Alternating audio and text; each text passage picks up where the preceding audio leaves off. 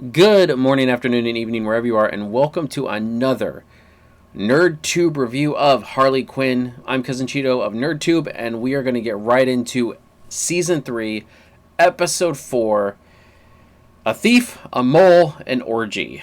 And what the hell is going on this show? Alright, so this is basically the Hero-gasm episode of Harley Quinn. Well, let's start at the very beginning. So we see we see Poison Ivy working on, she's got her lab jacket on, she's got her glasses on and everything, and she's doing experiments and stuff like that, doing Poison Ivy or Pamela Isley's sciencey stuff. Okay, that's happening. She's working on Frank. We sort of weirdly find out Frank is asexual. Okay, sure. I mean, plants, I think, would be, right? I mean, even sentient plants would be. And so kind of Harley's and the crew is kind of getting on Poison Ivy's nerves, which, truth be told, Harley's getting a little bit on my nerves too. She's better this episode than she was the past couple episodes. But at the beginning of this episode, I definitely was kind of feeling the annoying burn of Harley Quinn. So Harley and crew start a band. I don't remember what the name is. I didn't bother writing it down, but it was just like a minute and 30 seconds. Great. They just kind of, I don't even remember what they called it, but they kind of were just doing it to annoy Ivy, and I don't know. It was kind of just like whatever. So, Harley's like trying to not make issues, but like she's trying to do all these different things. She's trying to, I think Harley, they were using the guitars from like popular musicians that Catwoman stole and stuff like that. So Poison Ivy faked a text message from Catwoman saying, "Oh, you guys can't touch the musician's equipment," or whatever, and they're like, "Oh God." So that's a theme in the beginning of this episode.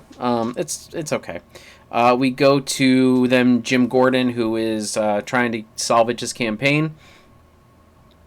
The current mayor is currently in a coma. They actually show a commercial of him, basically, I think signing something, and like they have his hand on a pulley or something with the pen. It's like, okay. And Harvey Dent, who is the campaign manager, still says that the mayor is pulling the coma card. Which is like, why? Like, what? I thought Jim Gordon was going to win a hands down, but apparently Jim Gordon is losing, because even though his opponent is in a coma. So we go back to Ivy, and Harley's trying to use a fancy Japanese toilet or whatever, and she uses it, and then all of a sudden, of course, again, Ivy's getting annoyed and says, "Oh, I got a text message from Catwoman. She says you can't use her super expensive Japanese toilet." And so Harley gets fed up of that shit and goes around and starts mashing all the cameras and stuff like that. And it's like, okay, so Harley's going around busting up the cameras because she's like Catwoman. She's like Catwoman spying on them, I guess. I don't know. I guess she just got angry. Who cares? So that happens. Then Ivy finally perfects the formula, and they say that Frank is laying in pollen that would cover Gotham, yada yada yada, so on and so forth. So they decide to go and do something. I don't remember what it was. I know I should have wrote it down. I'm sorry. But they go and there's something that Harley wanted to do earlier in the episode. So they go and do it. And when they get back, Frank has been stolen. Oh no! They find a mask laying around when they're investigating, and they have come to the conclusion that it might be the Court of Owls who have taken him. And they go to Joker, because apparently Joker has an open invite to the Court of Owls, to be a part of the Court of Owls. He has a mask, or masks, and he knows the password, which is hoot hoot. Also, Joker's helping his kid do some math or something like that, and he's getting frustrated with it, and he like throws the computer across the screen, which is kind of funny. As a parent, we have all been there with math homework nowadays with kids. It's just it's utter nonsense. That's the most realistic part of this episode is Joker throwing the computer across the room and shattering it because he just can't deal with the dumbass math that they do nowadays. Anyway, so they leave. They go to this mansion. They get in. They're wearing the Court of Owl masks. They get inside, and they're kind of walking around and talking a little bit. And so the meeting begins. And they come up and they say, since people have been complaining about the goats being sacrificed, they now have to sacrifice a piñata goat. And so they stab the goat, the piñata goat, and they open it up and they pull out the red fray and everything like that. And so, yeah. So they sacrifice a goat every time, but now they have to sacrifice a piñata goat. Whatever. Okay, sure.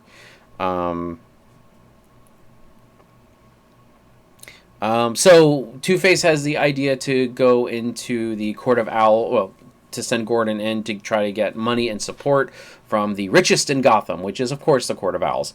The Court of Owls has always been interesting to me just because it's a secret society. I've always thought it was an interesting part of the Batman mythos. It's a little bit different than the supervillains and stuff. But I really do appreciate them trying to bring this in. I mean, it's obviously for a comedy bit for this, but so we have the Court of Owls ceremony starting, and then all of a sudden Gordon while they're kind of going around and doing the cocktail hour or whatever, Gordon runs into Bruce Wayne, and he walks up to him and he's like, wait a minute, that those broad shoulders, that broad, and like right behind him, Bruce Wayne, because he has the Court of Owls mask on, it's the silhouette of Batman, like you can see it. He says, that rigid jawline, I know who you are, you're Bruce Wayne. Okay, kind of funny, but not really. Kind of predictable. Okay, and so Gordon runs into Bruce, and Bruce is basically like, look, if I give you money, will you leave me alone? And Gordon's like, yes. He's like, let me give a checkbook. Harley then runs into Bane and starts grilling him. He's like, I know you took Frank, blah, blah, blah, blah, blah, blah, blah. And Bane is doing his Bane thing about therapy and not getting his pasta maker back. I'm like, oh God. Like, I mean, Bane's funny, but it's like, the whole pasta maker thing's kind of stupid. So he has funnier moments in this episode, in my opinion. And then we start the... I'm trying to remember. Okay, so I have it right here that Harley and Ivy have it out. So I think this was before the orgy part. Catwoman then basically reveals to Harley that Ivy was lying to her about the text messages. And at the same time, Ivy finds out from, not Frank, what's his name, Sully, that Harley destroyed all the cameras. So they come and start to confront one another. Yeah, I do remember. Okay, so they start to confront one another now, and they're kind of going back and forth and talking about, and then Ivy lets slip that Ivy and Catwoman were a thing back in the day, and then of course Harley just freaking loses it at that point. Then they start the orgy, and what the fuck? I mean, like, it wasn't as bad as Herogasm, but it was still like, okay, they pixelated parts and stuff like that, but at the same time, it's like, but you kind of had to expect something like this.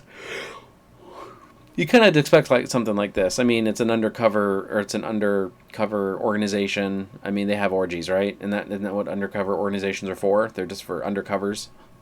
Orgies. Okay. Anyway, so there's an orgy going on, and it's really awkward, and Ivy and Harley are like, oh my God, we have to find Frank, and get out of here first. That's our top priority. Apparently there's a picture of a mole on a butt, and that person is the person who has Frank, which we do not find out this episode who that is. And eventually, after all the running around and stuff like that, Harley and Ivy make up, and they make out. Jim Gordon's phone gets dropped on the floor because he's like trying to find his way around with the flashlight, and then the phone kind of gets kicked around and stuff like that. Apparently taking pictures along the way. So, which I don't know how that works because they were all wearing masks and they want to use it as black. Two-Face wants to use it as blackmail. How do they know who it is? I'm just saying. I don't think we know. Bane wants to, of course, get his suit off, and Harley and Ivy won't let him, like, won't help him get his attachments off his back. He's like, "Oh, I need help getting this off." And yeah, so that's all going on. Batman and Catwoman leave. I think they even leave before the orgy starts. They're out of there before the orgy starts. And yeah, I that's kind of it. At the very end, we get to see Frank. He's strapped to a table. But honest and truly, I mean, we find out that Ivy was always pining after Catwoman, and she was just, Catwoman didn't want anything. Like, Catwoman just wanted a fling, and Ivy wanted more. And that's when Ivy realized that she needed to move on, and that's when she, started with Ivy, or with Harley. So, that Catwoman thing doesn't mean anything. So the big mysteries are now, whose mole is on that butt, and where's Frank? So those are our two mysteries right now. We're trying to track down Frank and the mole butt. Yeah, that's kind of the episode.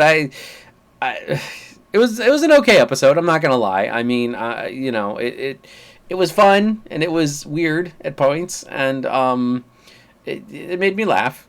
But at the same time, I'm kind of flabbergasted just by they went there. Like, they kind of went there. And not that I'm mad that they went there, but I'm like, they definitely almost went the Hero-gasm route. And I'm like, okay, here we go. Like, this season's definitely, I think, going to get, because it's on HBO Max and not DC Universe, I think it's going to get a little bit more. And plus, I mean, Amazon has basically blown the door open with The Boys. So I feel like I feel like that a lot of this shows are going to get even more and more, I don't want to say adult oriented, but more, I don't know what the word is, but you know what I mean? Like, it's going to get more and more graphic, maybe, with The Boys kind of going there all the time. DC Universe, or not DC Universe, the DC shows on HBO Max might be going that route of just more. And we'll see what happens. I mean, as I said, this episode was kind of weird. We didn't get much from King Shark, Clayface. Really, this episode, they were just kind of there. And yeah, so with all that being said, everybody, thank you very much for joining me for this episode. What did you think of this episode of Harley Quinn? Am I just thinking about it way too much? Was it amazing and you thought that, it was fine? As I said, I kind of middle of the road. It made me feel weird at some points, made me laugh at some points, made me yawn at some points.